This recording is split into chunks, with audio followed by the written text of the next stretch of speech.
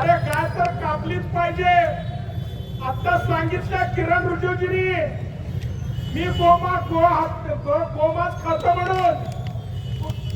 तसंच भाजपचा मुख्यमंत्री म्हणाला मी सुद्धा रोज गायचं मटण खातो म्हणून.